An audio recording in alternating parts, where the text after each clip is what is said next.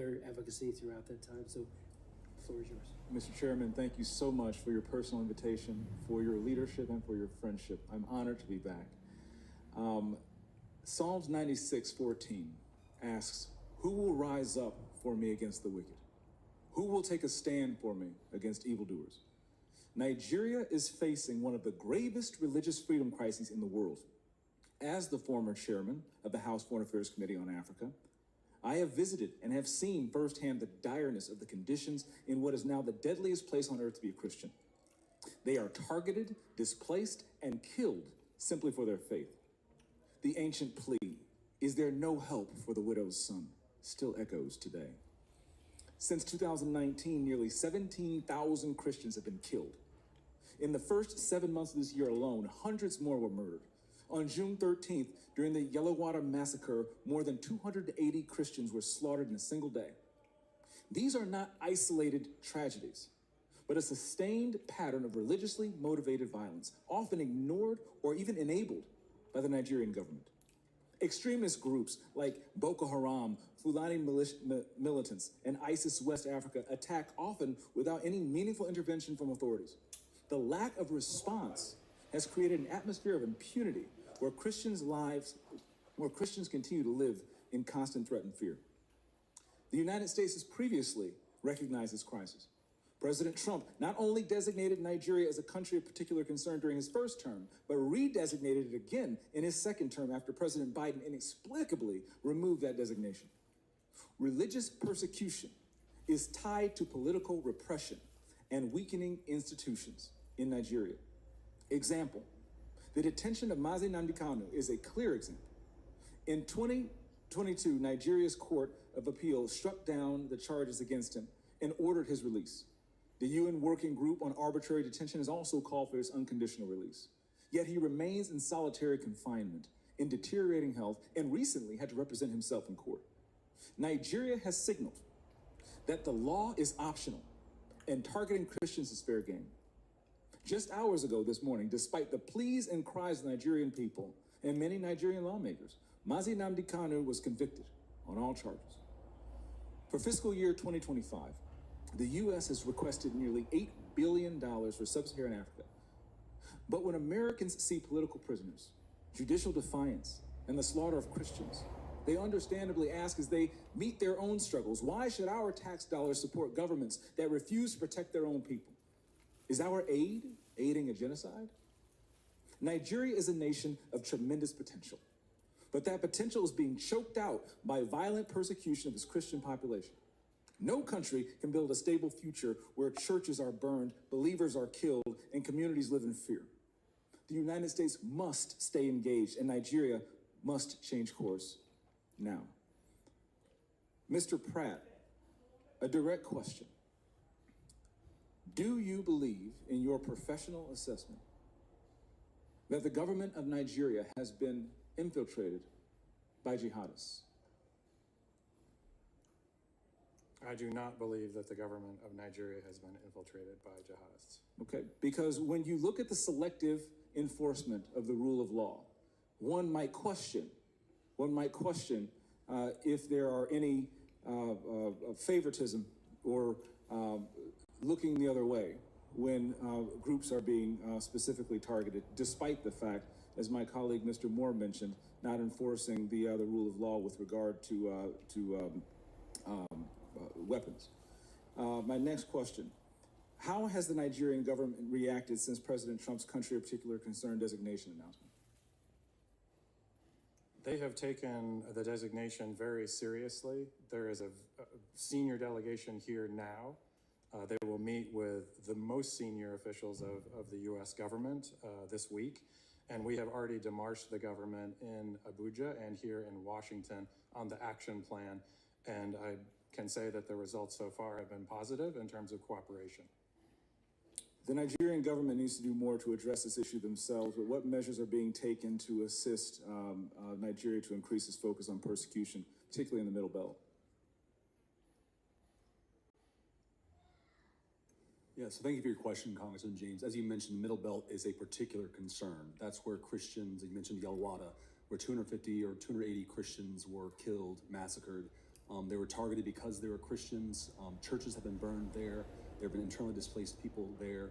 And so we're reviewing all options at the State Department, including Chairman Smith, you mentioned our bureau, we have Global Magnitsky Act sanctions. We have other tools at our disposal as well to make sure that Nigeria, the Nigerian government gets the message that we are serious about the persecution of Christians and other communities as well, but particularly Christians right now who are suffering disproportionately in the Middle Belt. Thank you for your answer, Mr. Chairman. Thank you for having me again. God bless you, and good luck. I'm here for you. Thank you, Committee, James, and I want to thank him. February of 2024, he had a very important hearing on Nigeria and other advocacy throughout that time. President Trump says the persecution and killing of Christians in Nigeria is, quote, genocide. Others say it's not quite that simple, but there is no doubt Nigeria has a major problem with mass killings and kidnappings of both Christians and Muslims going back more than 10 years. This week, 2 more mass abductions at schools in the country's north and west. Hundreds of children taken from a Catholic school yesterday. One bishop urging action there. Without quick intervention, Christianity risks elimination in parts of northern and middle belt Nigeria within a very short time. The church alone cannot stop the killings. It requires coordinated political, military, and humanitarian intervention. Mr. Chairman and members, the blood of Nigerian Christians cries out to you people. We cannot afford to wait any longer. Let's bring in Reverend Father Rebelius Ahula of the Catholic Diocese of Makurdi in Nigeria. He's also the director of the Foundation for Justice, Development, and Peace. Peace, it seems, is in short supply in your country. Thank you, John, for having me. And I want to thank you very much for this platform. Actually, there is no peace. Even though I heard the Foundation for Justice, Development, and Peace. We have been noticing for many years, we've been witnessing for many years killings and adoptions like you just described. I come from Benue State, which is part of the middle belt of Nigeria, where we have documented these killings since 2001. So it's not just 10 years like people want to refer to. Maybe the peaking of the killings and abductions can be reduced to 10 years, but we have systematic documentation of these killings taking place as far back as 2001, when the Catholic Church in the diocese first opened an internally displaced people's camp. So we have experienced these killings and displacement for many, many years. It's not just 10 years. Those 350 schoolgirls that were kidnapped, what happens to them? I mean, what are the chances of getting them freed, do you think? Very little, sorry to say. And I say very little because this is not the first. If you have followed the history of Nigeria in the recent past, schoolgirls were kidnapped in 2014. In 2015, others were kidnapped. There is a famous girl who was kidnapped in Dapchi alongside other girls that is called Leah Sharibu. She's not been returned to her parents, to her family up to now. The many others who have been kidnapped like that have not been returned. So I'm sorry to say, but I think that the chances will be very slim. Because these Islamists, what they do is that they either marry these young girls or they trade them off to other Arab countries. We hear that Libya is a transit point. In my own state, there is a case last week of some girls who were trafficked to those places. And so many of them will be sold, or many of them will be married to these militants themselves.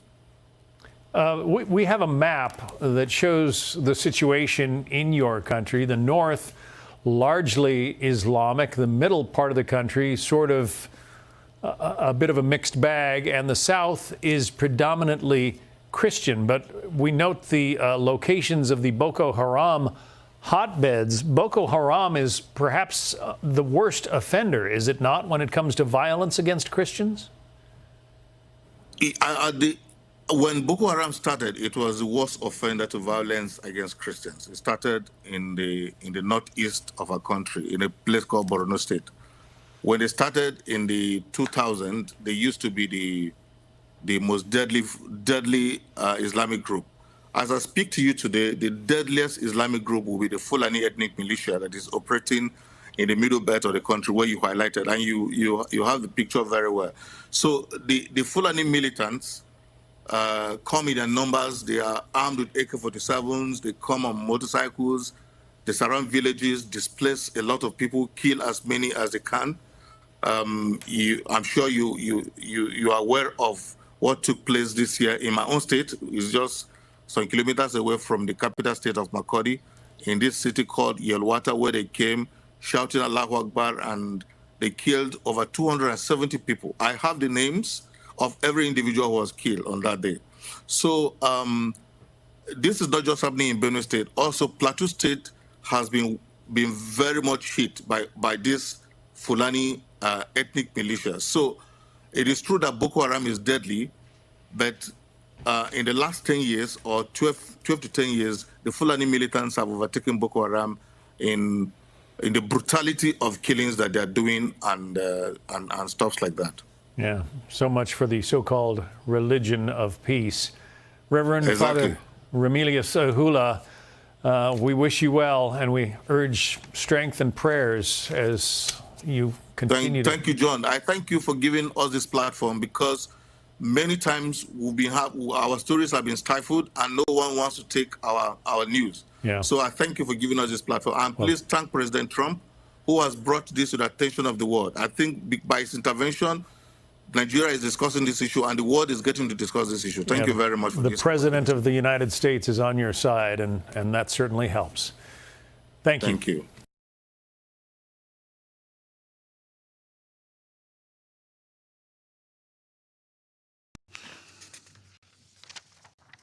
I resume my function as President of the Council.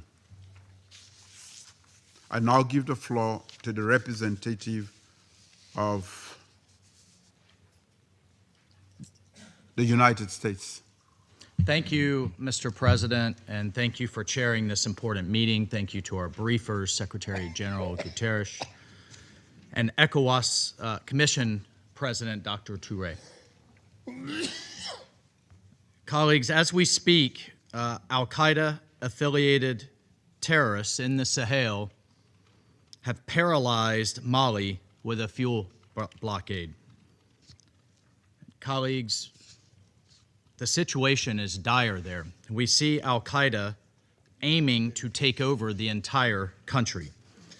The United States acknowledges the counterterrorism efforts of the Malian armed forces against these and other terrorist organizations such as ISIS, Sahel, but the situation is worsening quickly. We remained deeply concerned about the incidents of kidnapping, the incidents of hostage-taking across the Sahel as a means to finance these terrorist activities. Unfortunately, since the veto of the UN sanctions regime in 2023, it has been deeply disappointing to see Mali's security situation continue to deteriorate. That decision removed critical tools from the international community that it relied on to promote accountability and to promote stability. And the result has been an uptick, a massive surge in violence, has been a shrinking space for dialogue and growing risk for civilians across the country and across the region. The terrorist threats are not only intensifying, they are spreading, they are shifting southward, as evidenced by the terrorist attacks we've seen in Benin and Togo. But particularly, the United States is concerned and outraged by the ongoing slaughter of thousands of Christians in Nigeria by various ethnic militias in the Middle Belt, as well as terrorists like Boko Haram and ISIS West Africa in the north. It is tragic and it is unacceptable. Churches are burning, villages are being razed, thousands are killed, clergy murdered simply for wearing a cross, for being a Christian, for daring to say they worship Jesus as Christ. Just yesterday, 25 little girls were kidnapped from their school and one school official murdered trying to protect them from MAGA Comprehensive Girls Secondary School in Kebbi State. Colleagues, this is happening. It's undeniable, and it's unacceptable. The United States condemns these attacks in the strongest terms, and it demands accountability. And as President Trump has made clear, we will not stand by while such atrocities are happening in Nigeria. The government of Nigeria must take immediate steps and do more to increase security, respond to early warnings, end impunity, and address the drivers of violence. And colleagues, we need to see African leadership on these matters, and we need to see a coordinated response among all countries in the region. The situation is critical. The United States will continue to work with regional partners to counter these common threats. Thank you, Mr. President. I thank the representative of the United States for the statement. I now give the floor to the representative of China. You decided to use Christians in place of Biafra to catch President Trump's attention? Well, I wouldn't say in place, but rather in connection with, because the Biafra issues both has ethnic undertones, but also it's a religious, there are religious connotations to it as well, because the Biafrans are predominantly Christian. And so we have advanced the Biafra issue in conjunction with the issue of Christian persecution in Nigeria, because those are connected issues and related issues. It's just the Biafra issue also has some specific nuances to it beyond also the Christian issue as well. So you're saying that you added Biafra and Christian advocacy to catch President Trump's attention. Am I getting that clear? That's correct. And those are related issues. Cameroon on October 12 had presidential elections. The Constitutional Council declared Paul Biya the winner, that is the incumbent president. Issa Chiruma on the other side published results from the polling stations, and those results showed he won. But the Constitutional Council and the elections management body have not published the results polling station by polling station. Well, what I would say is, and again, these are things that I already highlight in my capacity of representing the Amazonians, but Paul Biya has been a longtime dictator in Africa.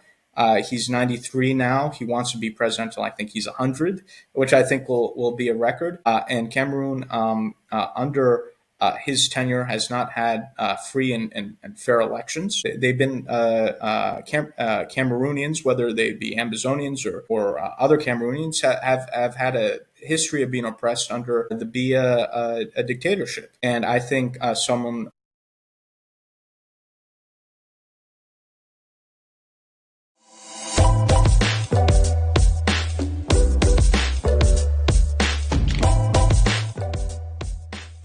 Ladies and gentlemen, you're welcome again to the Beyond Africa podcast with me, your host, Ngalim Bernard. At the Beyond African podcast, we tell African stories that change lives. Today, we are discussing not Cameroon, but the United States and Nigeria. All this because it is important within the global context of Cameroon and Africa. Why? You'll get to understand that in the course of the conversation. President Trump recently redesignated Nigeria as a country of particular concern on religious freedom grounds, citing alleged widespread attacks on Christians. He publicly threatened to cut U.S. aid to Nigeria and instructed Pete Hegseth, the United States Department of War Secretary, to prepare for possible military intervention if the Nigerian government continues to allow the killing of Christians. This rhetoric or this approach, you would say, has generated alarm in Nigeria and abroad. And of particular interest are a group of people who have been identified as key lobbyists in the United States. We have one of them in the studio today, and he's going to discuss with us what role he has played or his organization has played, and why the United States considers the current unfortunate events in the United States as an attack on Christians, and if that is the right designation, or if there is any other thing behind that designation, and where we are going to, how we are going to get there, and if there are going to be any repercussions both for Nigeria and the United States. And if there is, what is going to be the repercussions for the rest of the continent? Mr. Elias Gerasulis, you are welcome to the Beyond Africa podcast. It's an honor to be here, Bernard. It's a great pleasure to be on this show. I congratulate you on this very successful program that you've created, bring eminent experts on Africa to speak about these issues of importance. So it's just an honor to be on your show, to have this discussion. In way of introduction, as you alluded to, I'm a lobbyist here in Washington, D.C., a partner with the firm Moran Global Strategies. I represent a number of international clients on the African continent. One of the clients that I represent, which we'll discuss more, is the Biafra Public Government in Exile, which is the political arm of the Biafra independence movement. And in that capacity, I've played an active role in shaping U.S.-Nigeria policy, including the current posture coming out of Washington, taking a very harsh stance against the government of Nigeria for a number of issues, including the Christian genocide that you mentioned. So I look forward to having this productive discussion. Thank you so much, and thanks for that clarification, because you're making it very clear that you have a client. Therefore, I don't expect you to be very objective. I expect you to be subjective and defending the interests of your clients on this conversation. Am I right? That's correct. I'm very open about who I represent. It's public information. And I think as a point of ethics, if people were to represent certain interests, they should make that clear when asked questions about those interests. So I think I have an obligation to tell the audience exactly how I'm involved with this, because I'm not simply a neutral outside observer. I'm active in shaping U.S.-Nigeria policy on behalf of certain interests, and I think I have a moral and ethical obligation to make that clear to you and the audience, and look forward to having a further discussion. And even though I do come with a certain perspective, I will make sure to separate whatever my personal opinions are from clearly established facts. Thank you. I would like us to start the conversation by looking at the recent President Trump designation of the problems in Nigeria.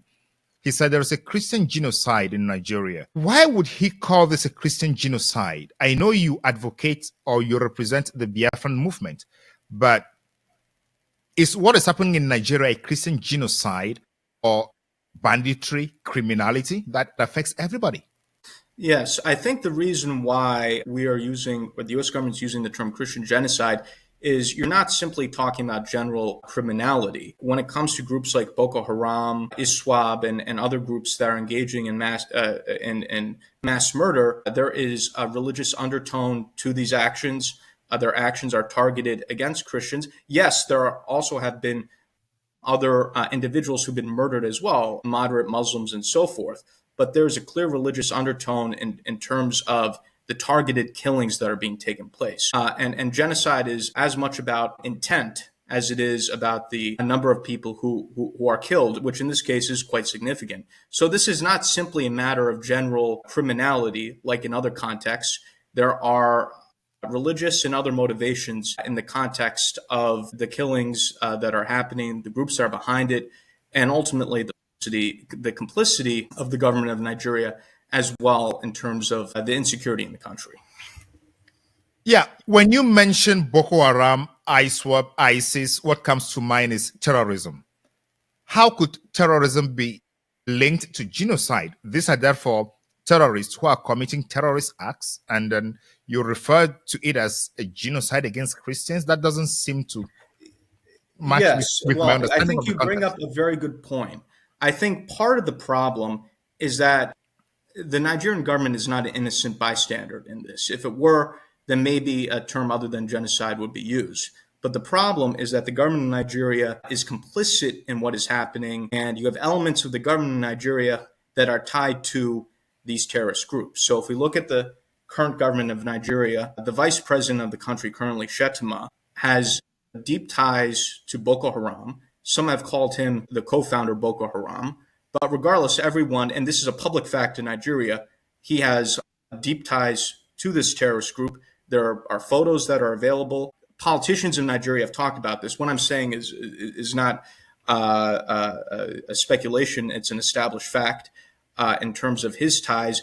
You have elements of the Nigerian military that also have ties to the same terrorist groups. And there have been famous instances of this. For example, back in 2014, there were plans between the U.S. and the Nigerians to rescue the Chibok schoolgirls. And one of the plans was foiled because elements of the Nigerian military leaked the planned operations to the terrorist groups. So the reason why the term genocide, or you've also heard the term Christian persecution, is being used is that you also have complicity of elements. I'm not saying the entire Nigerian government, but at least elements of the Nigerian government that are sympathetic to these same terrorist groups or who have relations with the same terrorist groups. And I think that's a fundamental part of the problem. And in a way, it's almost, to use an American phrase, asking the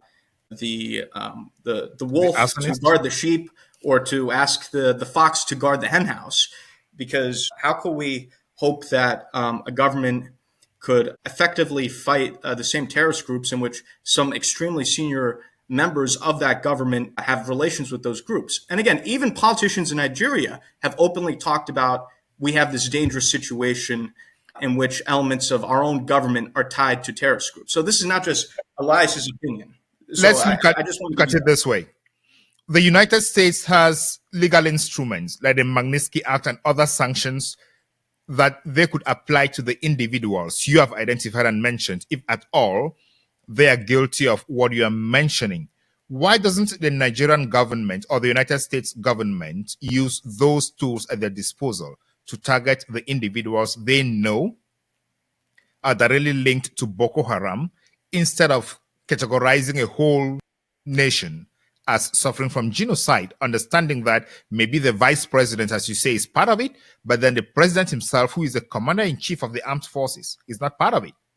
Is that not a mistake on the side of the United States? I don't think it's a mistake, and also I don't think these things are mutually exclusive. So you talk about targeted sanctions. That's the next step. President Trump has designated Nigeria as a country of particular concern, which is an appropriate designation given their poor record on religious freedom. But additional steps need to be made. Simply designating the Nigerian government as a country of particular concern is not sufficient. There have been talks and efforts in the U.S. Congress to go further than what the president has done and to start engaging in targeted sanctions on specific Nigerian officials. And Magnitsky sanctions are an enormously effective tool to be used as almost a surgical knife to identify specific wrongdoers who are engaging in bad acts and are of a malignant influence. I fully support Magnitsky sanctions. Currently in the U.S. government, people like Senator Ted Cruz, who we've met with, has publicly talked about how he knows who the guilty parties are. There are lists that are being considered now in Washington. Names are being discussed. These things aren't overnight. They take time.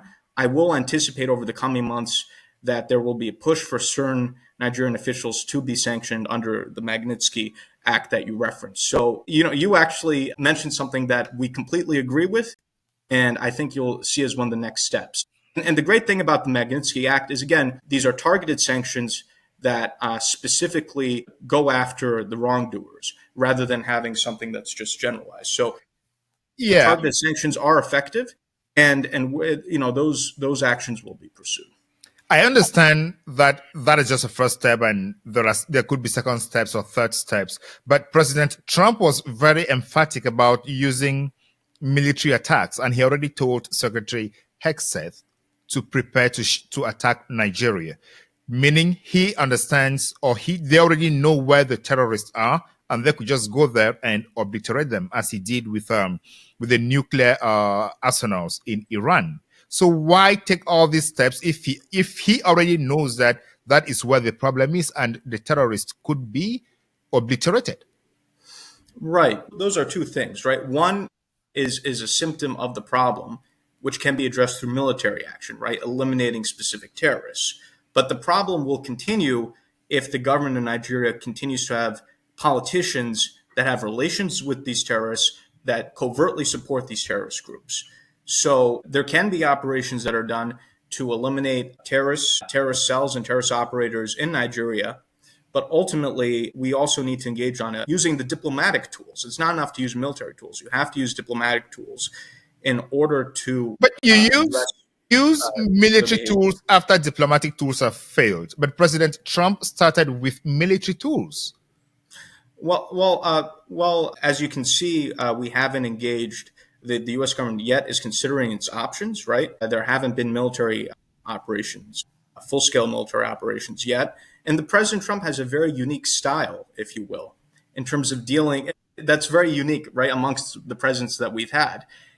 And I think that in dealing with a country like Nigeria, where people have for years been complaining about these issues, and the government of Nigeria has refused to listen to the suffering of its own people, I think, frankly, a straightforward style of the president is what's needed in order to show the government of Nigeria that we're serious and that they can't continue with what they've been doing. And you can see that the president's style has caused the Nigerian government to have a reaction, whereas for years they've just been completely blasé. And a lot of my friends in Africa very much like the president's straightforward, no-nonsense style. And I think when you're dealing with a country like Nigeria or some of these other countries where you have bad governments, diplomatic whispers often don't move the needle. You need to be a little bit more aggressive. So I think it's part of the president's diplomatic style of carrying a big stick. And I think sometimes that's what's needed. And I think it's been effective in this case. I think President Trump's direct style, where he breaches diplomatic protocols, is one of the strategies that he uses to get things going and resolving problems around the world. But let's come back to talk about the funders of the Boko Haram. You have been emphatic that military officers in Nigeria and politicians are part of that movement. But we have on record on the floor of Congress a congressman reading an audit of USAID. And in it, he claims that the USAID has been sponsoring Boko Haram. So why is President Trump putting the responsibility on Nigerians and Nigerian leaders while there is evidence from the United States side, read by a congressman on the floor of Congress, that the USAID has been participating in this? Why is the responsibility falling only on Nigerians now? Well, the responsibilities, as discussed, are falling not on Nigerians, not the Nigerian people, but these horrible, horrific Nigerian politicians. And I want to make on the United States side, there seems to have been action sponsoring that too. Yeah, well, and you see what President Trump did on that front. President Trump has shut down USAID and has folded USAID into the State Department, and a lot of ineffective programs were eliminated. Again, I'm not. I try to work to influence U.S. policy in directions in which I think they are the right directions. That doesn't mean that everything the U.S. government has done has been correct. Sometimes mistakes have been made. And I think the president made the right choice in terms of deciding to make reforms within our administrative state. So again, the same USAID that you're mentioning that the congressman talked about is the same USAID that the president has shut down and it's now been folded in the State Department. Programs like that. Those programs have been closed. And there have been other programs, too, that have made absolutely no sense whatsoever. We've, unfortunately, USAID, which had, started with good intentions, had a variety of programs that just didn't make any sense, that were a waste of taxpayer money, sometimes even working against our interests. So I think that that's a perfect example in terms of why there have been reforms. But nonetheless, the primary responsibility is for the problems in Nigeria is the government of Nigeria. Yeah, thank you. I just want to make a clarification here. You don't work for the State Department. So what you are saying is just your understanding of how the State Department and the government of the United States is operating and the processes, how you read them from outside. Am I being right? Well, yeah. Well, I'm a lobbyist, government relations consultant here in Washington, D.C., so I'm not an employee or representative of the U.S. government. That being said, I work closely with all the parts of the U.S. government, including our Congress, State Department, White House, National Security Council, and other agencies. So I'm not a representative of the State Department. I'm not a formal representative of the U.S. government, but these are all officials whom I talk to, who I work closely with, who I try to bring my information to and my perspective to. So I hope that provides a clarification. Thank you so much. Let's go back to talk about the categorization of the genocide. In his testimony to the Subcommittee on Africa in Congress recently, Ambassador Jonathan Pratt said, in northern Nigeria, Christians live under constant threat from these terrorist organizations, compounding this unacceptable level of violence against vulnerable Christian communities. Nigeria continues to prosecute blasphemy cases, which my colleague will discuss in more detail. This claim of genocide against Christians and Christian persecution, is that based on what is happening to Christians only in the north of Nigeria or everywhere across Nigeria? Yeah, this is a broader issue, and let's bring this beyond the issue of simply terrorism. I think some context is needed here. Nigeria is almost evenly split between Christian and Muslim.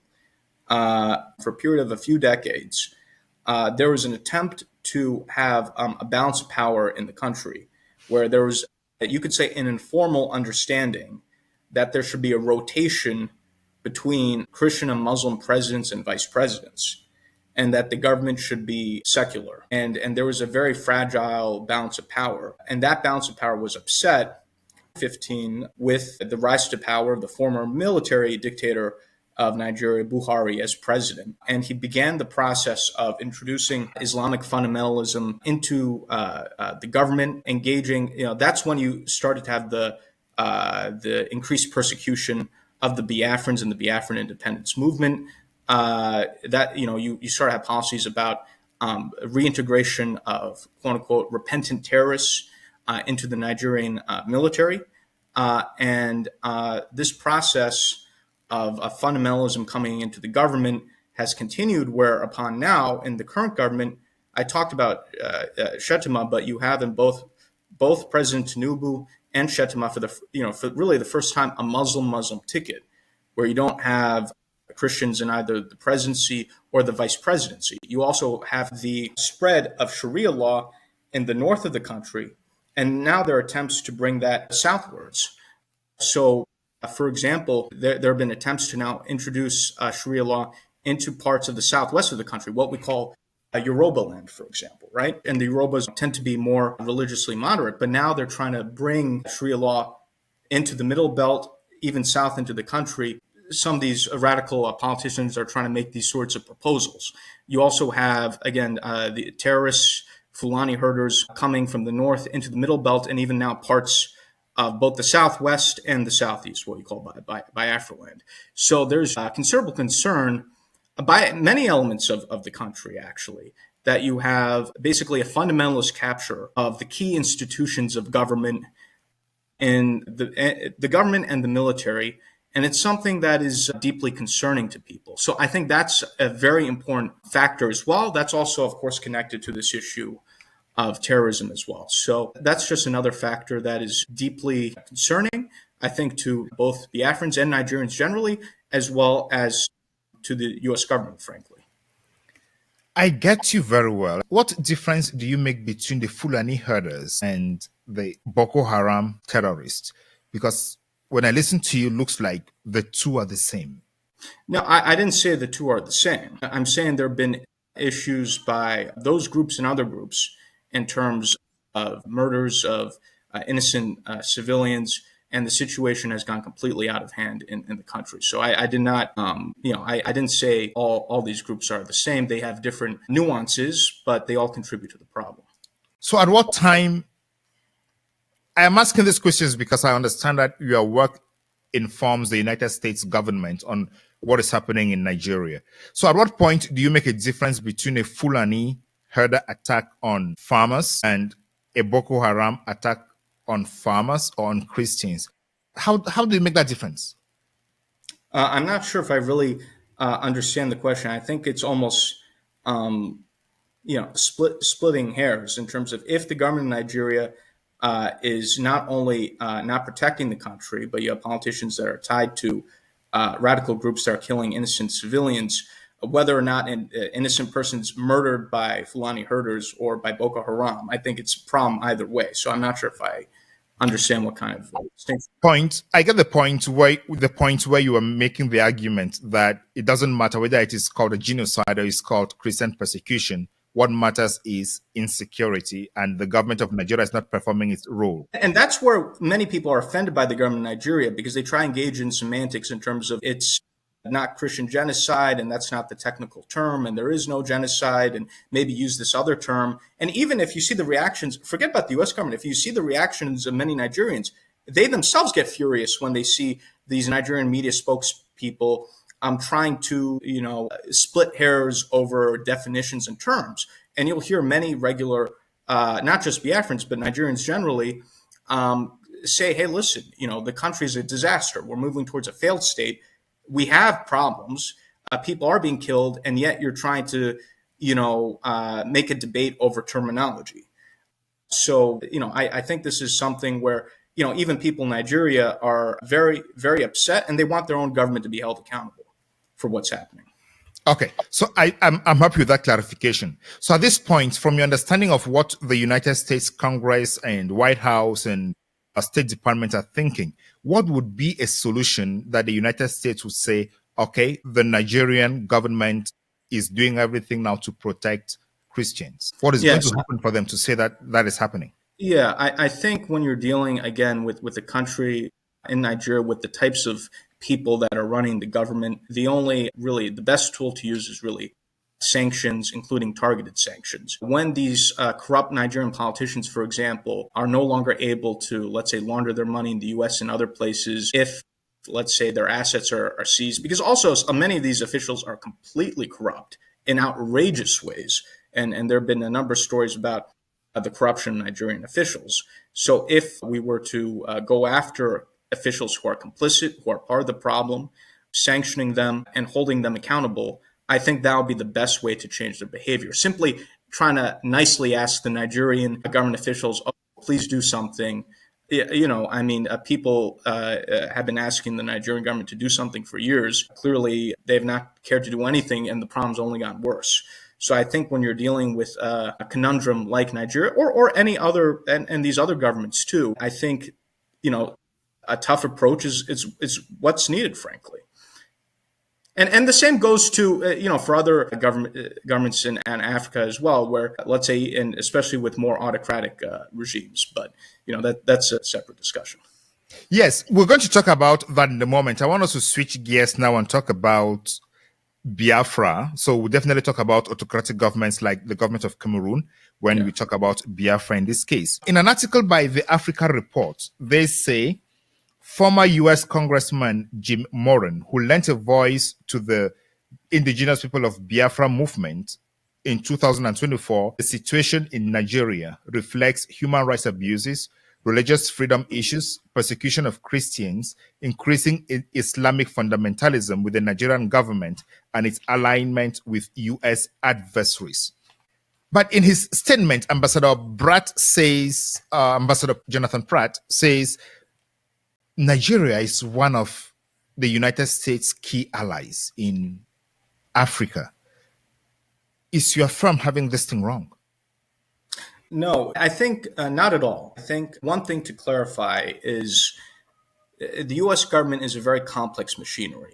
It works in a very unique way. On any particular issue, you'll have different parts of the U.S. government that may have different points of view, right? What matters is what's the overall political consensus among those who are the decision makers. In this case, when it comes to taking a strong stance against the government of Nigeria, you see extremely strong support in the United States Congress. I've worked with many of these members of Congress.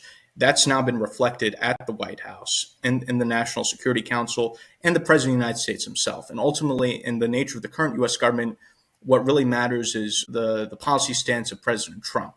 The viewpoint of the president is reflective in U.S. government policy. This is different than, let's say, other administrations where decisions are made at a more bureaucratic level through the interagency process. In this case, what the U.S. government policy is the viewpoint of President Trump. The State Department tends to be a little bit more, how shall we say, conservative and risk averse usually. So that's why you have people like Ambassador Pratt making those comments, but that doesn't necessarily reflect the overall consensus and the viewpoint of the people who are the decision makers. Mind you, before this whole topic took off the past 2-3 months in terms of Christian genocide and the stance of the President of the United States, you had people like Masad Boulos, who's another senior State Department official, who try to argue that the Christians aren't being targeted and that maybe more Muslims are being killed. Mr. Boulos has had a past history with Nigeria, given his background, and has friendly relations with the president of Nigeria. But then the president of the United States decided to take a different stance, given the mood in Congress and other parts of the government. I guess what I'm trying to say is the stance of the U.S. government is very clear through the opinion of the president of the United States. President Trump has even made comments saying Nigeria is a disgrace. So with due respect, what really matters is the viewpoint of President Trump, his influential people in the White House, and his allies in the U.S. Congress. And Ambassador Pratt, I think, is speaking in diplomatic terminology, but that's not really driving the U.S. policy right now. Yeah, so I just want to give you that.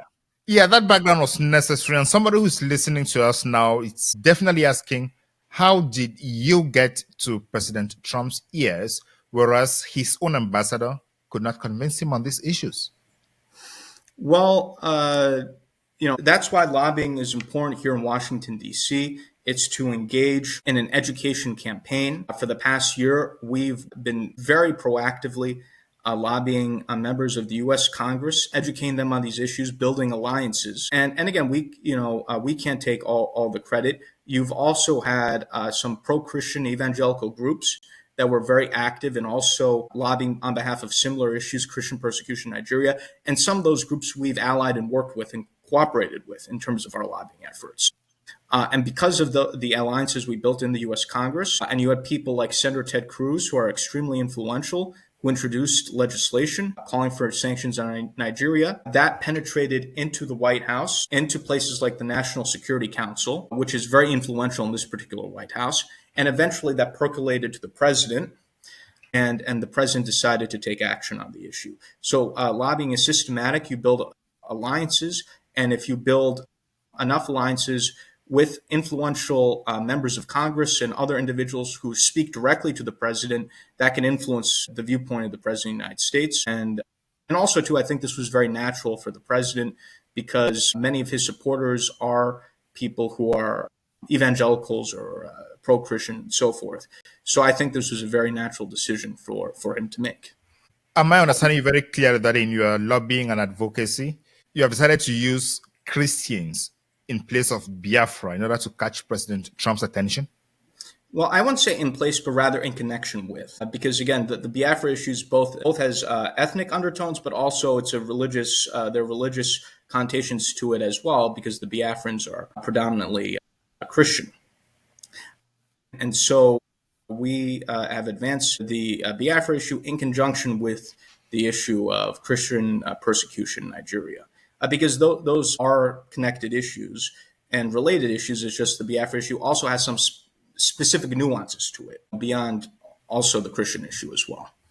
So you're saying that you added Biafra and Christian advocacy to catch President Trump's attention. Am I getting that clear? That's correct.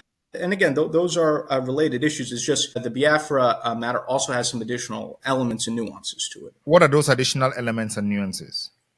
Well, when it comes to the persecution the Biafrans have faced, part of it, there is a religious element to it because the Biafrans are a significant bulk of the Christian population of the country. But there's also an ethnic element because Biafrans, one of the major tribes in Biafra land are the Igbo people who've suffered significant persecution in Nigeria in the 1960s. Of course, you're aware that there was a civil war where the Biafrans tried to establish their independence, and they had their own state for 3 years, recognized by some countries. Unfortunately, they were re-annexed by Nigeria, and unfortunately, they were never really fully accepted back into society. They faced discrimination and marginalization since the end of the Civil War. They haven't been able to get, for example, the Nigerian presidency. And there's, for example, a lot of that part of the country, southeast Nigeria, the Nigerian government has purposely neglected to invest in that area. developed the infrastructure of that area. You have Port Harcourt, for example, that's still been completely undeveloped. This is all intentional to punish the people of what we call the Southeast Nigeria, or Biafra. So there's been very unnecessary persecution and marginalization, which has only gotten worse with the recent governments in Nigeria, and you know, this is something that needs to be I hear all those points, but one point came to mind, or one point struck me more. Did you say Nigeria re-annexed Biafra? What I was trying to get at is, you know, after the Biafrans declared independence in 1967, there's a 3-year civil war, and then Nigeria unfortunately won the civil war. You know, that's what I was trying to convey. Okay, so Nigeria won the civil war, and Biafra became reintegrated into. That's what I was saying. Yes. So what is the basis for the Biafran movement of independence right now? Is it a historical base or an economic? I think it's a combination of a lot of things. I think a fundamental part of the problem is Nigeria is really an artificial amalgamation of the British, where they put together disparate peoples under colonial borders. In 1914, you have the Biafrans in the southeast, you have the Yorubas in the southwest, and then you have the Hausas and Fulanis in the north. Unfortunately, the British played some games where they favored politicians in the north, which they felt could be more easily controlled, and empowered the northern politicians for political power in Nigeria, even though you have the human capital and the economic resource space in the south of the country.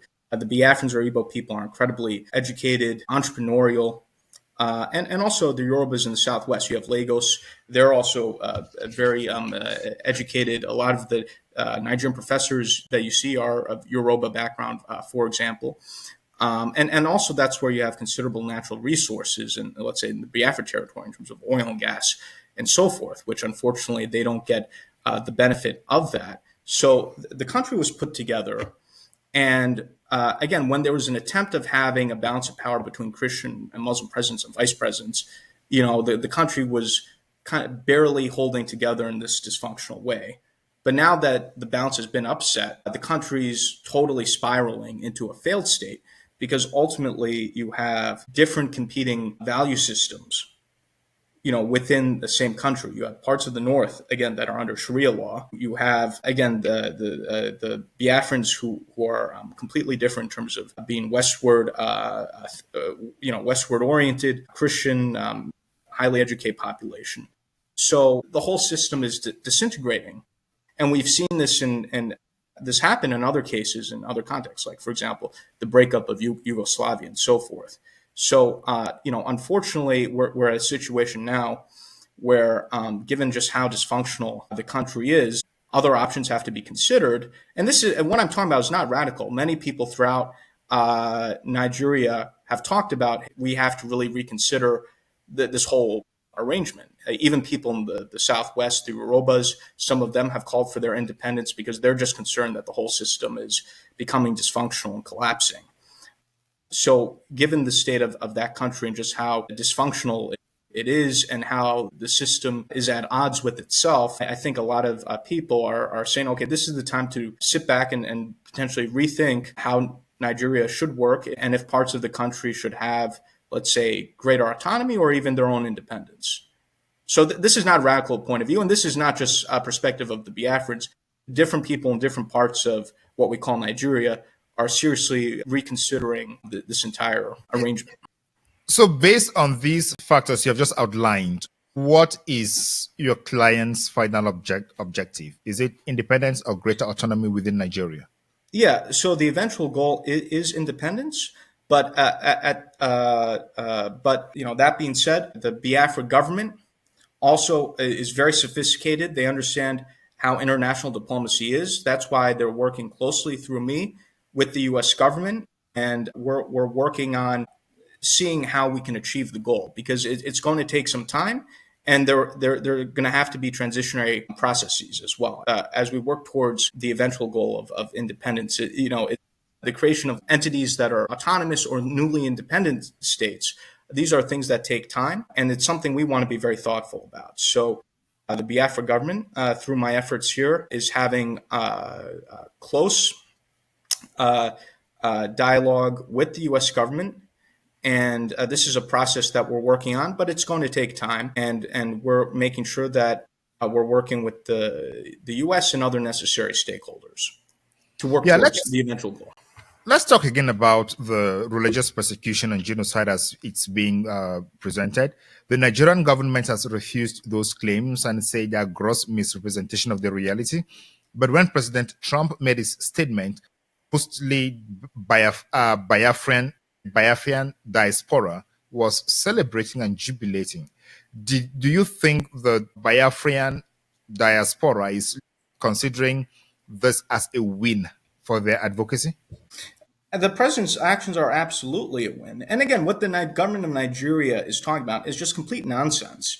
I mean, we see this recently in the life sentence of Nnamdi Kanu, who's a prominent Biafran activist that was illegally kidnapped by the government of Nigeria in 2021 from Kenya. He's the Nelson Mandela of our time. He's been a peaceful activist for an independent Biafra. The government of Nigeria kidnaps that gentleman, drags out his trial for years, gives him a life sentence. Meanwhile, you have the president of Nigeria pardoning drug traffickers, murderers, and convicted Islamic terrorists. So a lot of not just Biafrans, but even other Nigerians, when they look at what's happening, they say, "Hey, how come the Nigerian government, in the case of Nnamdi Kanu, is giving him a life sentence through this clearly politically motivated court case, and meanwhile the president of Nigeria is pardoning criminals, drug traffickers, and former terrorists." So it's just when you have contrast there so stark, one can't help but come to the conclusion that there's a bias against both Biafrans and also Christians generally in Nigeria, because what else could possibly explain these type of discrepancies? So you're saying that... And this is not just my view, too. Recently, congressional hearing that you alluded to, a member of Congress, John James, highlighted the example of Nnamdi Kanu as the double standard Nigerian government example of Christian persecution in Nigeria. So again, this is not just my point of view, but the point of view of people in the U.S. government and point of view of people in Nigeria, both Biafrans and non-Biafrans.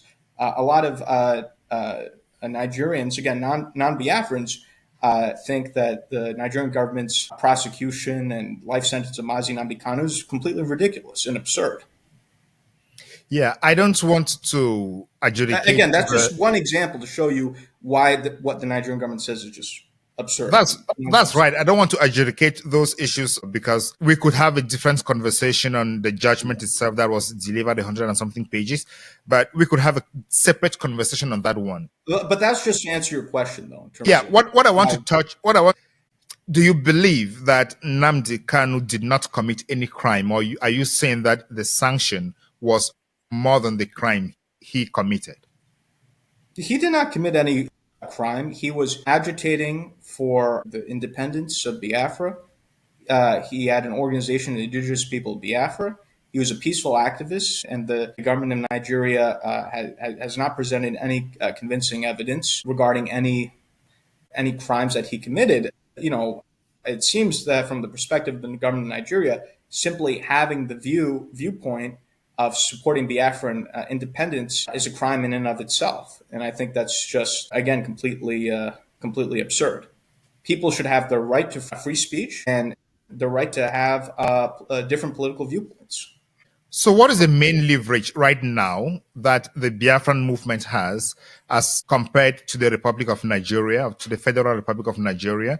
Because the Biafran movement is actually advocating for independence, as you said, but at this material moment, it looks like President Trump is rather focused on bringing in sanity as regards Christians.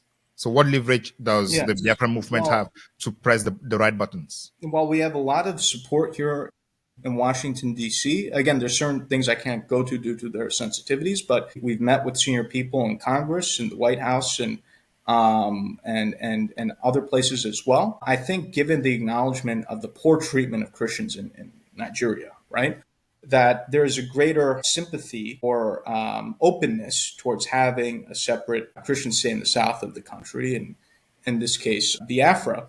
And the Biafrans, and I'll speak generally again because I can't go into private conversations, have a lot to offer the United States. The Biafrans have, as I'll talk about what's been mentioned in press reports, have offered military bases to the United States in the Gulf of Guinea. There are immense oil and gas deposits in Biafra. That's actually majority of Nigeria's oil and gas. The Biafrans will be more than happy to renegotiate more favorable contracts with U.S. oil and gas companies, cooperation with the U.S. government on counterterrorism, and other benefits. And the U.S. government is very much interested in having greater presence in West Africa. There have been a number of coups in the Sahel, Niger, Mali, Burkina Faso. We've lost some of our military installations and bases in those countries. There's an interest in having alternative allies in West Africa to make up for those losses so we can maintain a presence. And Biafra offers an ideal place for the U.S. to have presence in the Gulf of Guinea. And unfortunately, because the Nigerian government has just proven to be so problematic, and there have been efforts over the years to try to work with the government of Nigeria, and it's just been not very fruitful. There's an openness now to alternative allies. I'll give you another analogy in a different part of the continent. We have in East Africa, Somalia, which has been a failed state for a long time. You have the separate de facto state of Somaliland, which is self-governing, but they're not recognized yet by the U.S. or the international community as an independent country. That being said, because Somaliland is cooperating, developing good relations with the U.S., they've made open offers to the United States in terms of bases, port deals, natural resource deals.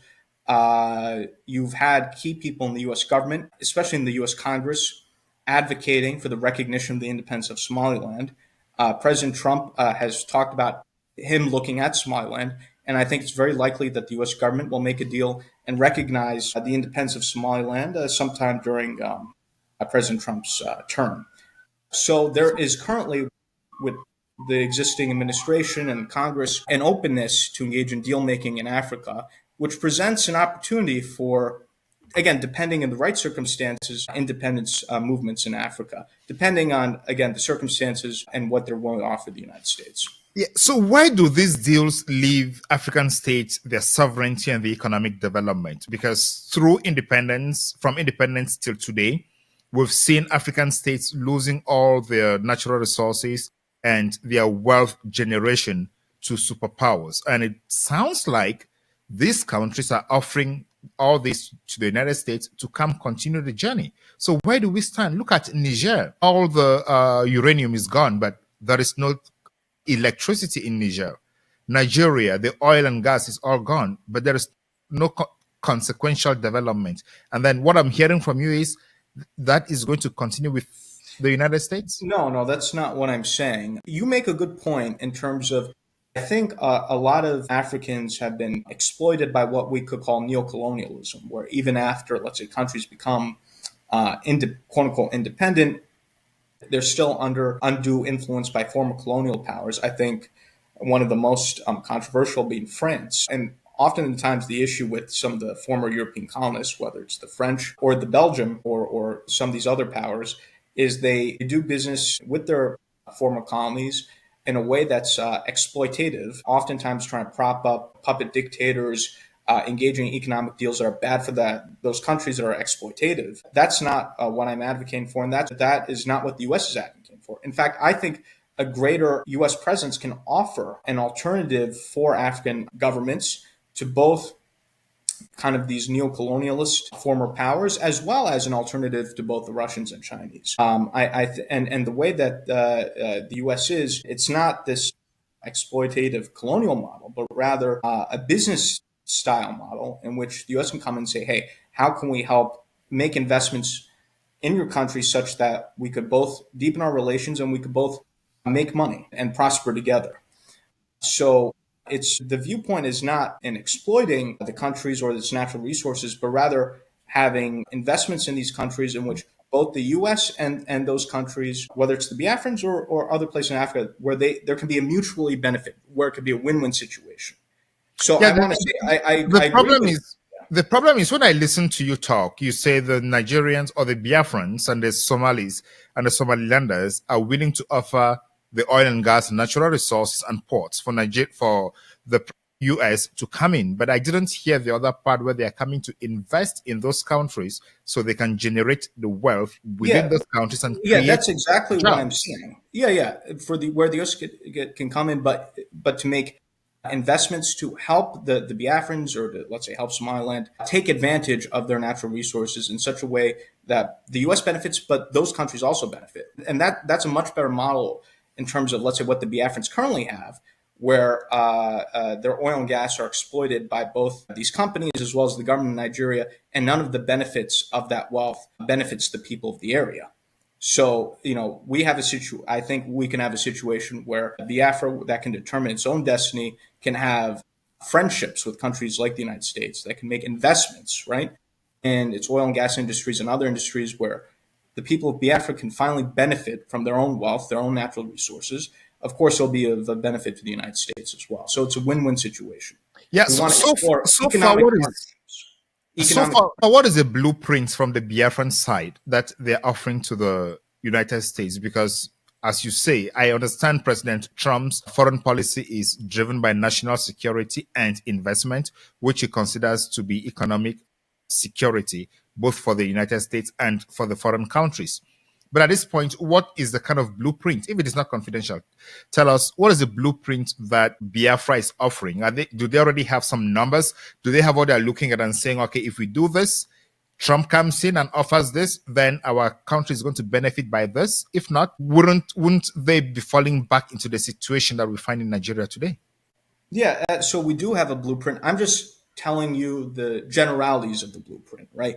In terms of the areas in which we're already having discussions with the U.S., in terms of the oil and gas investments, U.S.-Biafra defense relations, in terms of potential bases and also counterterrorism cooperation and other areas. So I could speak generally in terms of this is what we're offering. There are some more specific things, but again, I can't go into those particular details due to sensitivities, but I'm just telling you what the general items are, which some of this is in the news and public reports.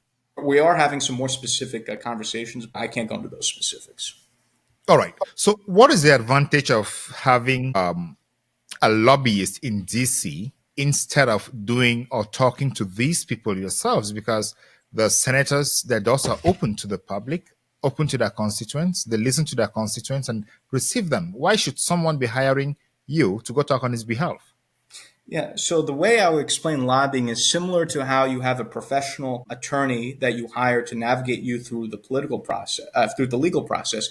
You hire a lobbyist to help you navigate through the political process. And I think there's a term in law that any client who tries to represent themselves in court is foolish, right? There's this phrase for attorneys. And I know you have a legal background yourself. So someone can represent themselves, let's say, in court or at trial, but they're better off having a professional attorney helping them through that process. The same thing goes for the political process, where the U.S. government is extraordinarily complicated to navigate, and people like myself have the knowledge and expertise as to how to navigate the U.S. government, and we provide advice and counsel to our clients in terms of how to best navigate through the U.S. government, who are the right people to meet with, and also how the information should be conveyed and what the message should be. So we act in a very similar way as attorneys do.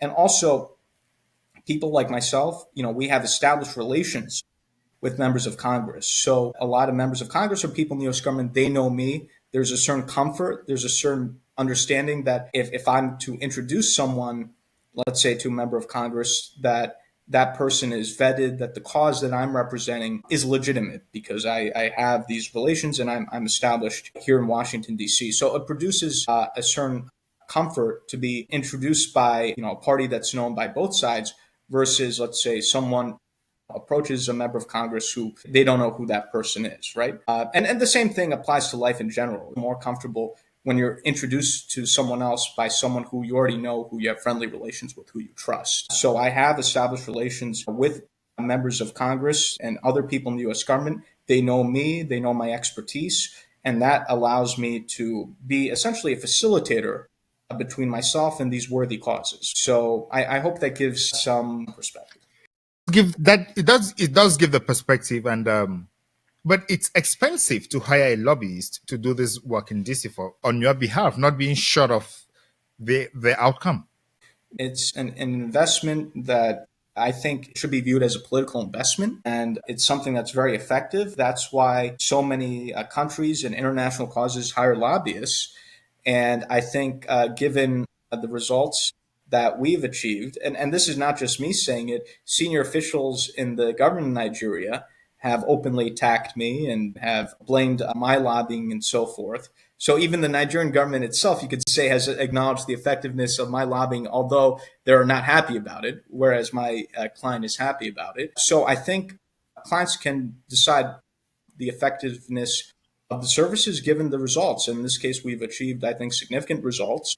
And in fact, there's even a tweet, I forget by who, but there's a tweet online that went viral, 500,000 tweets, saying, the lobbying campaign that our firm engaged on behalf of the Biafrans was one of the best returns on investment in history, which I think was a little bit flowery. But, clients can judge, and people can generally judge in terms of, whether or not a lobbyist is achieving results and influencing opinion or not. So Biafrans are already happy while they have not yet had their independence? You say, is that what you're telling me? Well, Biafrans are happy about the results we're achieving, but we're still working towards the goal.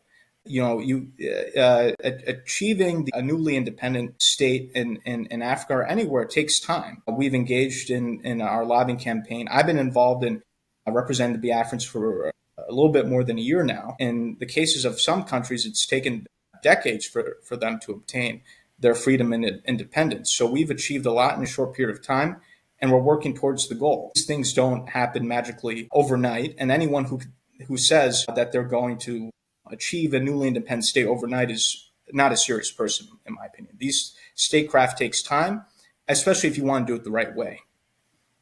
I don't want to go so much into that. That was not the focus of our conversation today. But you've mentioned the Biafrans and Somaliland that are advocating for independence. And the Ambazonian movement is linked with the Biafran movement. And the leaders of the Ambazonian movement and the leaders of the Biafran movement are in jail. Do you have any relationship with the Ambazonian movement? Yes, so I also have experience with the Ambazonian movement. I am the lobbyist here in Washington, D.C. for the Ambazonian Governing Council, and so I have an understanding of the Ambazonian cause as well. And, it's something that has relations to Biafra, as you said, because Amazonian Biafra, those regions border each other, and some of the Biafran groups have collaboration with Ambazonian groups. And are you proud that you're putting yourself in the middle of a region that is likely being destabilized in Africa?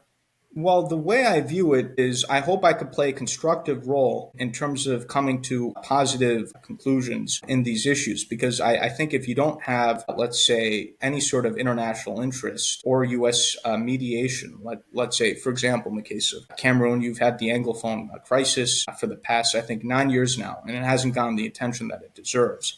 I think highlighting the issues to the U.S. and the international community and trying to get some interest in terms of resolving the problem that can be helpful. So I view myself as trying to have a positive role in an area that has had conflict and instability, and trying to be constructive, because otherwise some of these conflicts will continue to be neglected and the problems will just continue to worsen. So President Trump is on record as saying he has resolved at least eight conflicts around the world, and he wants to prevent other conflicts. If you were to advise President Trump about conflicts, let's say you meet President Trump today and you were to talk to him about conflicts in Africa, what are the 3 top conflicts you're going to talk to him about?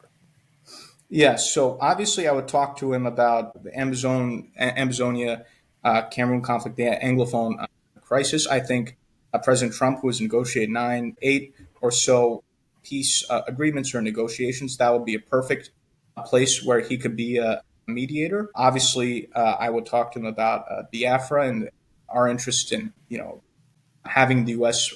Play a role in deal making with Biafra. You mentioned a third. There are a number of conflicts that could also be highlighted.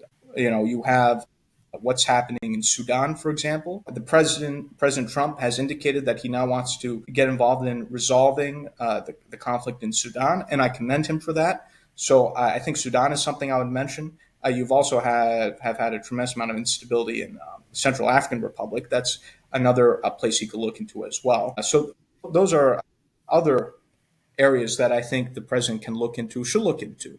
And again, I'm very pleased now that President Trump, in a tweet or Truth Social, the president enjoys social media, has finally mentioned what's happening in Sudan, which has been, again, one of those areas that has been neglected. A big part of the problem is some of these conflicts just receive absolutely no attention, and people are suffering. And I think just having some attention to these issues is so important. So I think if the president can play a positive role in negotiating the situation in Sudan, I think that'll be a great win for his administration. The President Trump has already tried to broker deals between Rwanda and Democratic Republic of Congo. So I commend these efforts and engagements, and they should continue with these efforts and engagements. All right. You say you are the lobbyist and you speak to these people. What about a situation where one side has a lobbyist and the other side has a lobbyist? How does that play out? Because I don't think it's like a situation where you go to court, you have the prosecution and the defense, and they argue following specific laws, specific procedures, and then based on the law to have an outcome. So if there are two different lobbyists on the cause arguing two different stories, how do you play that out?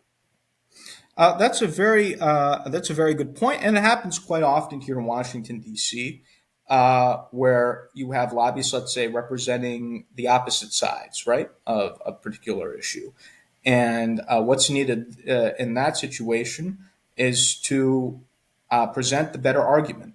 And I think a member of Congress has the right, or any U.S. government official has the right to listen to both sides and see what makes more sense and make their best judgment. And so that's how those situations play out. And again, someone like myself or any other lobbyist cannot guarantee what a U.S. government official will do. And anyone who says that is, again, not being genuine. But what we can do is present our best arguments to the decision makers, make sure they have the information. They could then process information from possibly the opposing side, and then make their own judgments and come to their own conclusions. So again, this sometimes happens here in Washington, and I think that's perfectly fine. I think we should have a healthy competition of ideas, and then U.S. officials can make their own best judgment.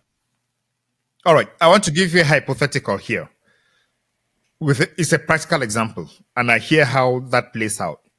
Cameroon on October 12 had presidential elections. The Constitutional Council declared Paul Biya the winner, that is the incumbent president. Issa Chiruma on the other side published results from the polling stations, and those results showed he won.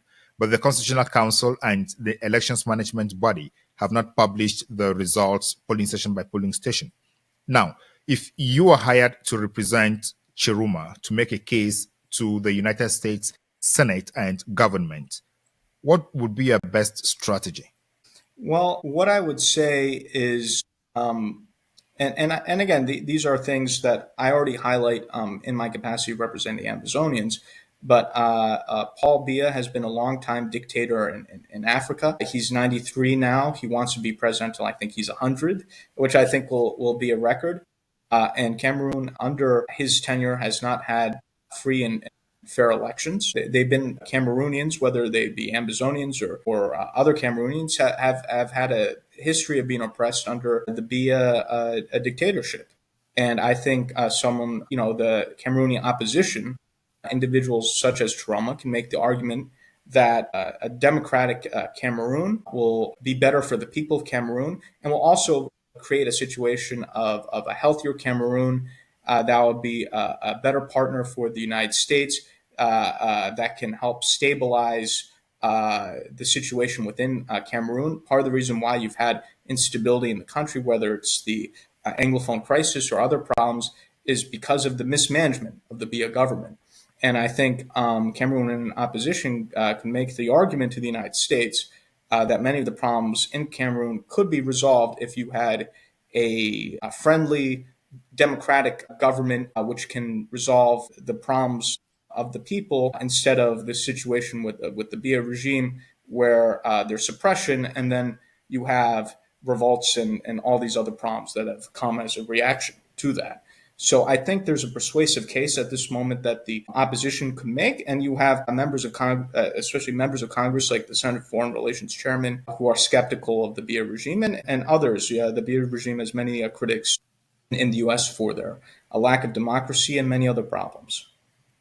And if Biya's lobbyist comes in and says, we have a stable government that has stabilized the country for the last 43 years, and we are critical for the stability of the Gulf of Guinea, if we change the system, there is a high probability that the country may go into full-blown crisis, considering the case of the Northwest and the Southwest and the North and the East. And if they say they have held some balance for all this while, and that is what they need for the country right now, how would you counter such an argument?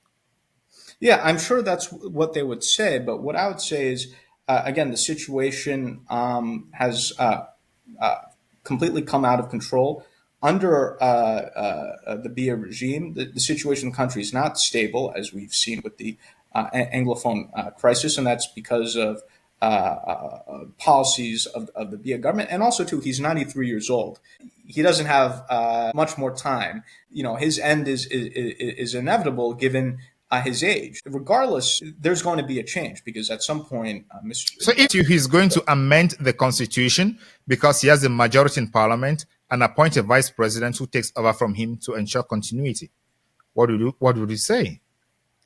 Well, what I would say is there are many people who are dissatisfied with this style of the Biya regime, which is autocratic in nature. And there are many people in Cameroon that would like to experience true democracy. And so I think that's something that should be given a chance. And I think it will be a beacon of hope, especially a country that's important like Cameroon. If it were to have a transition to democracy, I think that would be a positive development in the region. So I think there's an argument that can be made and should be made there by the Cameroonian opposition. Thank you so much, Elias, for coming to the Beyond Africa podcast. Do you have any last word for our viewers?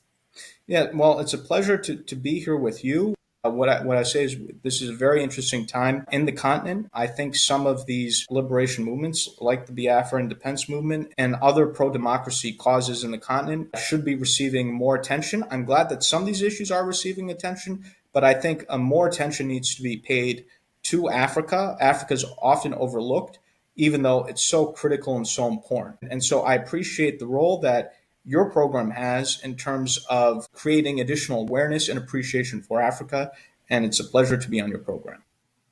Thank you so much. We seek to give in-depth time to actors who are discussing and managing issues on Africa because traditional media does not give that amount of time, and we want to have all perspectives on the news, so we share those views. For example, the news would go on saying there is no genocide in Nigeria, but irrespective of the term that has been used, what is important is there is violence and there is need for security because the government is failing. And when we have such conversations, we have a different view of what is happening around the world. And that is the essence of the Beyond Africa podcast. We are here to tell African stories to change lives in Africa. And thank you again for coming to the Beyond Africa podcast, Elias Jerasulis. Ladies and gentlemen, thank you so much for watching. What a time to be alive and what a time to follow African politics. I have been your host, Ngalim Bernard. See you in the next episode of the Beyond Africa podcast. I resume my function as President of the Council. I now give the floor to the representative of the United States. Thank you, Mr. President, and thank you for chairing this important meeting. Thank you to our briefers, Secretary General Guterres, and ECOWAS Commission President Dr. Touré. Colleagues, as we speak, Al-Qaeda-affiliated terrorists in the Sahel have paralyzed Mali with a fuel blockade. Colleagues, The situation is dire there. We see al-Qaeda aiming to take over the entire country. The United States acknowledges the counterterrorism efforts of the Malian armed forces against these and other terrorist organizations such as ISIS, Sahel, but the situation is worsening quickly. We remained deeply concerned about the incidents of kidnapping, the incidents of hostage-taking across the Sahel as a means to finance these terrorist activities. Unfortunately, since the veto of the UN sanctions regime in 2023, it has been deeply disappointing to see Mali's security situation continue to deteriorate. That decision removed critical tools from the international community that it relied on to promote accountability and to promote stability. And the result has been an uptick, a massive surge in violence, has been a shrinking space for dialogue and growing risk for civilians across the country and across the region. The terrorist threats are not only intensifying, they are spreading, they are shifting southward, as evidenced by the terrorist attacks we've seen in Benin and Togo. But particularly, the United States is concerned and outraged by the ongoing slaughter of thousands of Christians in Nigeria by various ethnic militias in the Middle Belt, as well as terrorists like Boko Haram and ISIS West Africa in the north. It is tragic and it is unacceptable. Churches are burning, villages are being razed, thousands are killed, clergy murdered simply for wearing a cross, for being a Christian, for daring to say they worship Jesus as Christ. Just yesterday, 25 little girls were kidnapped from their school and one school official murdered trying to protect them from MAGA Comprehensive Girls Secondary School in Kebbi State. Colleagues, this is happening. It's undeniable and it's unacceptable. The United States condemns these attacks in the strongest terms, and it demands accountability. And as President Trump has made clear, we will not stand by while such atrocities are happening in Nigeria. The government of Nigeria must take immediate steps and do more to increase security, respond to early warnings, end impunity, and address the drivers of violence. And colleagues, we need to see African leadership on these matters, and we need to see a coordinated response among all countries in the region. The situation is critical.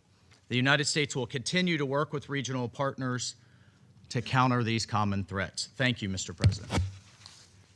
I thank the representative of the United States for the statement. I now give the floor to the representative of China. James, and I want to thank him. February of 2024, he had a very important hearing on Nigeria and other advocacy throughout that time. So the floor is yours.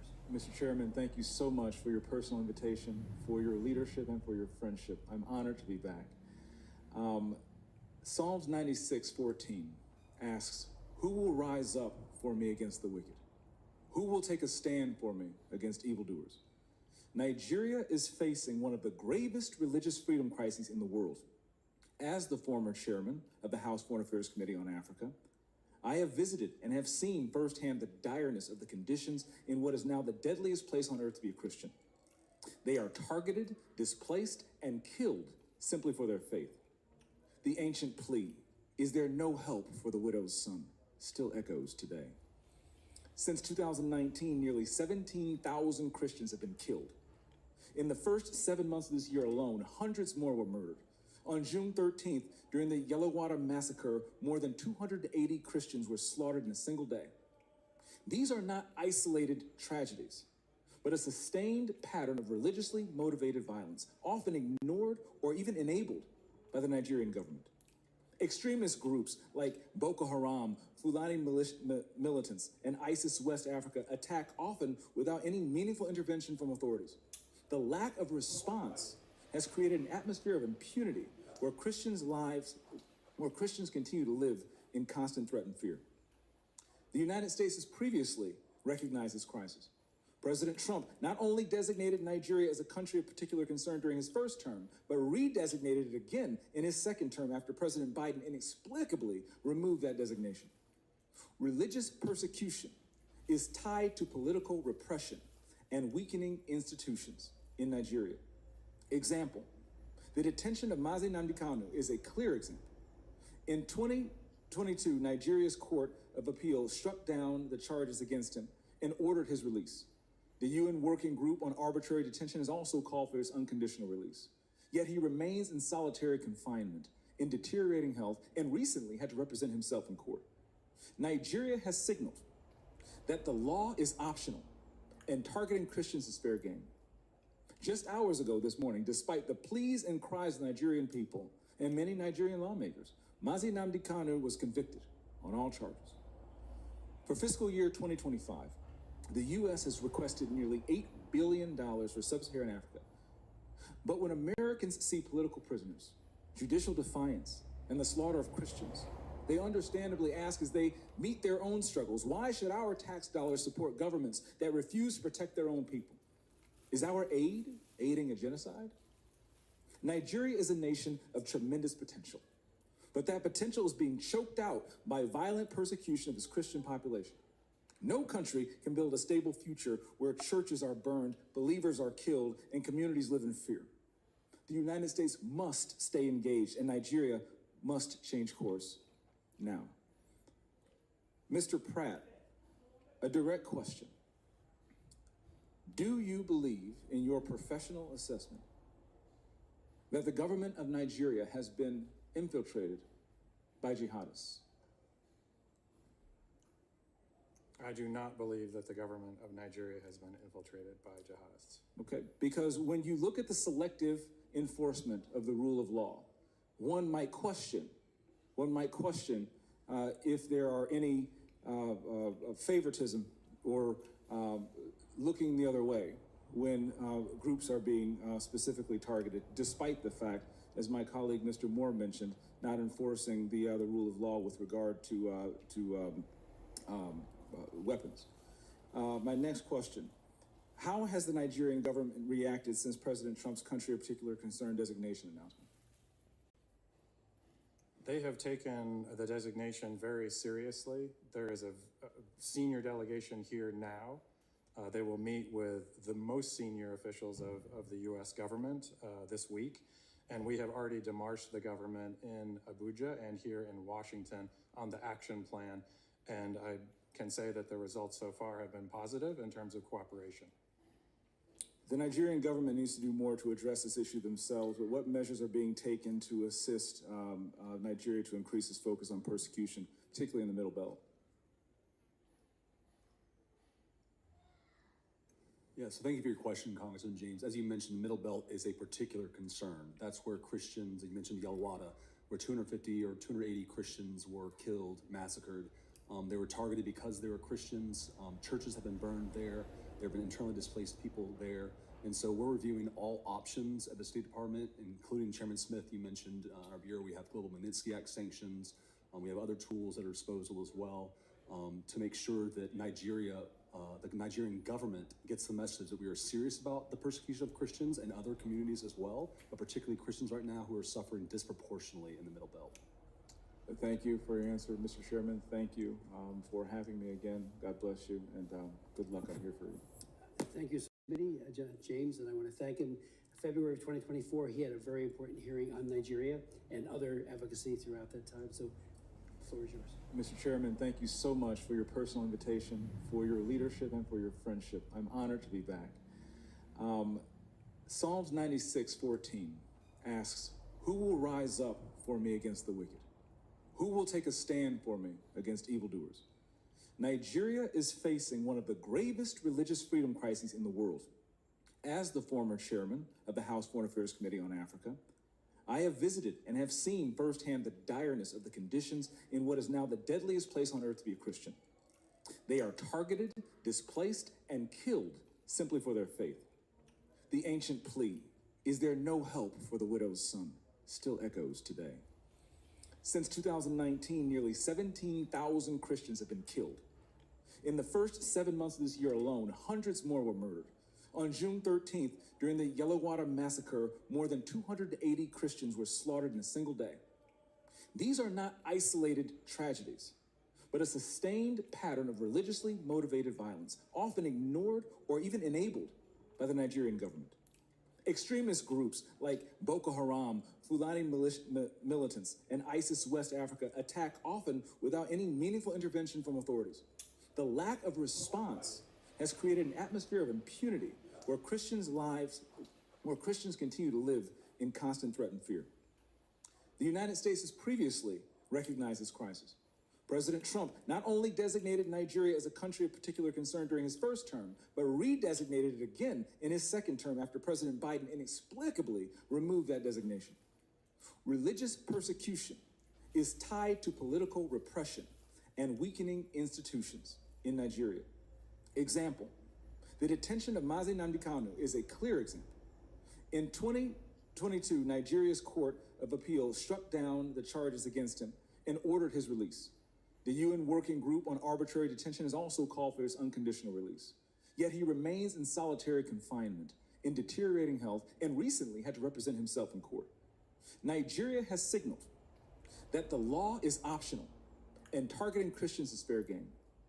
Just hours ago this morning, despite the pleas and cries of the Nigerian people and many Nigerian lawmakers, Nnamdi Kanu was convicted on all charges. For fiscal year 2025, the U.S. has requested nearly $8 billion for sub-Saharan Africa. But when Americans see political prisoners, judicial defiance, and the slaughter of Christians, they understandably ask as they meet their own struggles, why should our tax dollars support governments that refuse to protect their own people? Is our aid aiding a genocide? Nigeria is a nation of tremendous potential, but that potential is being choked out by violent persecution of its Christian population. No country can build a stable future where churches are burned, believers are killed, and communities live in fear. The United States must stay engaged, and Nigeria must change course now. Mr. Pratt, a direct question. Do you believe, in your professional assessment, that the government of Nigeria has been infiltrated by jihadists? I do not believe that the government of Nigeria has been infiltrated by jihadists. Okay, because when you look at the selective enforcement of the rule of law, one might question if there are any favoritism or looking the other way when groups are being specifically targeted, despite the fact, as my colleague Mr. Moore mentioned, not enforcing the rule of law with regard to weapons. My next question, how has the Nigerian government reacted since President Trump's country of particular concern designation announcement? They have taken the designation very seriously. There is a senior delegation here now. They will meet with the most senior officials of the U.S. government this week. And we have already demarched the government in Abuja and here in Washington on the action plan. And I can say that the results so far have been positive in terms of cooperation. The Nigerian government needs to do more to address this issue themselves, but what measures are being taken to assist Nigeria to increase its focus on persecution, particularly in the Middle Belt? Yeah, so thank you for your question, Congressman James. As you mentioned, the Middle Belt is a particular concern. That's where Christians, you mentioned Yellowwater, where 250 or 280 Christians were killed, massacred. They were targeted because they were Christians. Churches have been burned there. There have been internally displaced people there. And so we're reviewing all options at the State Department, including Chairman Smith, you mentioned our bureau, we have global Magnitsky Act sanctions. We have other tools at our disposal as well to make sure that Nigeria, the Nigerian government gets the message that we are serious about the persecution of Christians and other communities as well, but particularly Christians right now who are suffering disproportionately in the Middle Belt. Thank you for your answer, Mr. Chairman. Thank you for having me again. God bless you, and good luck. I'm here for you. Thank you, Committee, James, and I want to thank him. February of 2024, he had a very important hearing on Nigeria and other advocacy throughout that time. So the floor is yours. Mr. Chairman, thank you so much for your personal invitation, for your leadership, and for your friendship. I'm honored to be back.